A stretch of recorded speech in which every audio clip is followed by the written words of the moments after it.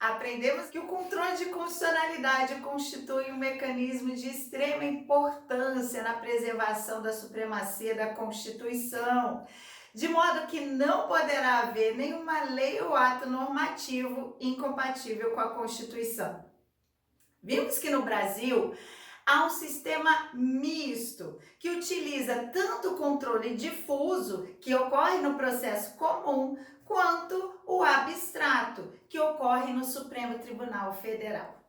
Seguiremos agora no aprofundamento do tema, no estudo das ações do controle concentrado, que são a ADI, a ação direta de inconstitucionalidade, a ADC, ação declaratória de constitucionalidade, a ADIO, ação direta de inconstitucionalidade por omissão, e a ADPF, arguição de descumprimento de preceito fundamental.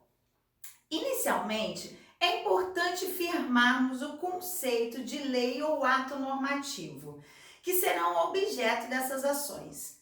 Compreendem todos os tipos normativos do artigo 59 da Constituição, como leis ordinárias, complementares, emendas à Constituição, medidas provisórias e também atos coercitivos editados pelo poder público, como, por exemplo, regimentos internos e resoluções. Importante se atentar que os atos normativos devem ter caráter geral. Não será possível questionamentos de ato secundário que se preste para regulamentar outra lei. A Constituição Federal prevê a competência do Supremo Tribunal Federal para julgamento das ações no artigo 102, inciso 1, a linha A, e o procedimento de tramitação nas leis 986899 e 988299.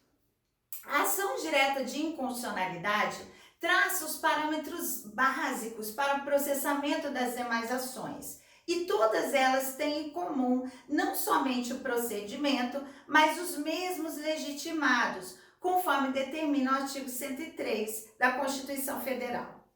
Assim, somente as autoridades e entidades descritas no artigo 103 podem promover a propositura das ações junto à Suprema Corte. Além disso, existe uma divisão doutrinária entre eles: os legitimados universais, que podem promover as ações sem o cumprimento de qualquer requisito, e os legitimados especiais, que precisam comprovar uma relação entre as suas atividades e seu interesse na norma impugnada. Este é o requisito da pertinência temática. No que se refere ao procedimento, essas ações não admitem intervenção de terceiro e nem desistência da ação.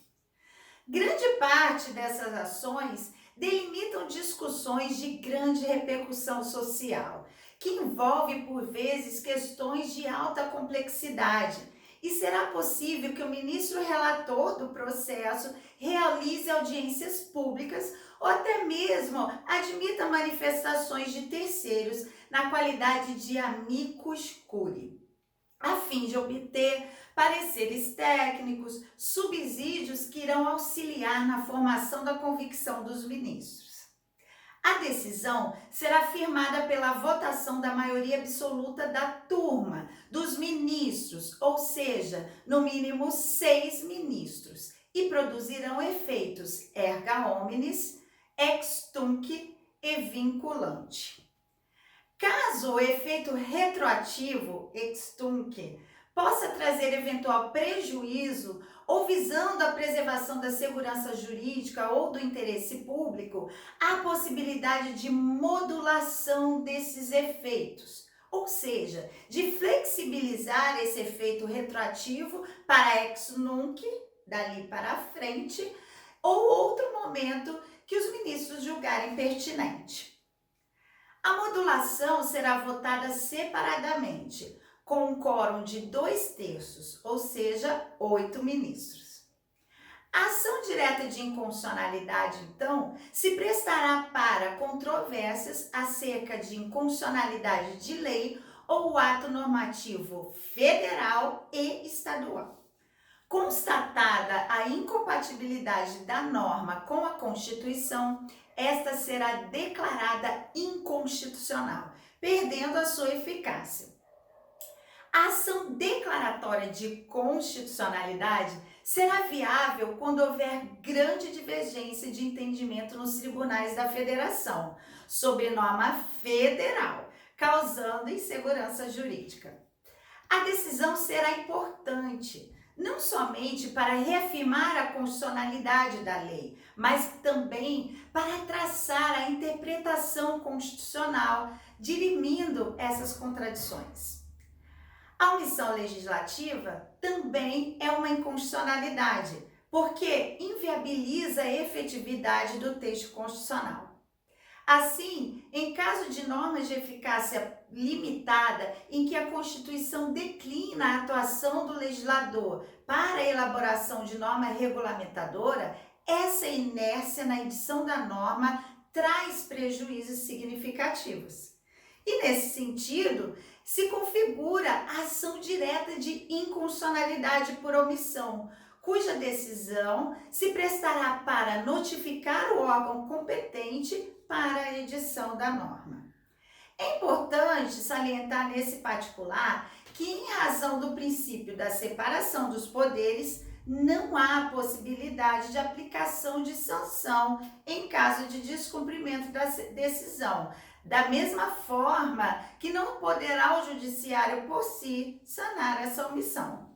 Nesse sentido, somente caberá ao judiciário a notificação para a elaboração da norma, e se a omissão for imputável a órgão administrativo, deverão ser adotadas as medidas em 30 dias, o prazo razoável determinado na decisão. A arguição de descumprimento de preceito fundamental tem um caráter residual, ou seja, ela será exercitada somente se não houver outro meio que se resolva a controvérsia a partir das outras ações do controle de constitucionalidade. Nesse sentido, é bem utilizada para o questionamento de lei municipal, que não é possível nem na ADI nem na DC. Além desse objeto, a DPF também se prestará para impedir ou coibir lesão a preceito fundamental.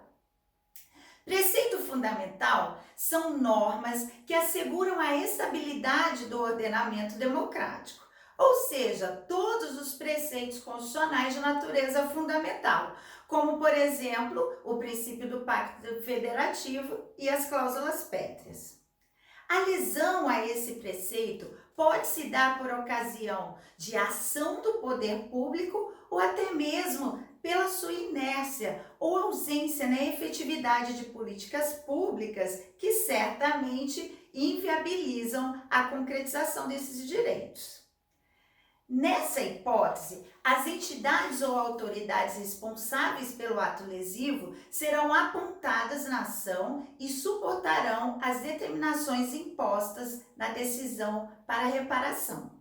Perceba que a DPF é uma ação bem diferenciada das demais e possui um espectro de atuação bem grande, que se assemelha muito às ações de reparação de danos do procedimento ordinário, na medida em que a decisão poderá definir quais as ações ou até mesmo políticas públicas necessárias para a prevenção ou reparação do preceito fundamental. Conforme podemos observar, a Constituição de 88 trouxe uma grande transformação para o controle de constitucionalidade abstrato, aumentando o número de ações e também o rol de legitimados, aproximando esse mecanismo da sociedade.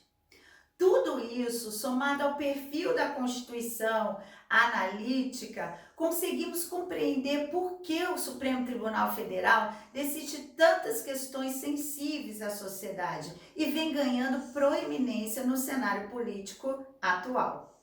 O tema, com certeza, é interessante e nos chama para o aprofundamento do estudo. Então, revise o conteúdo, leia a bibliografia indicada. Aguardo você na próxima aula. Bons estudos!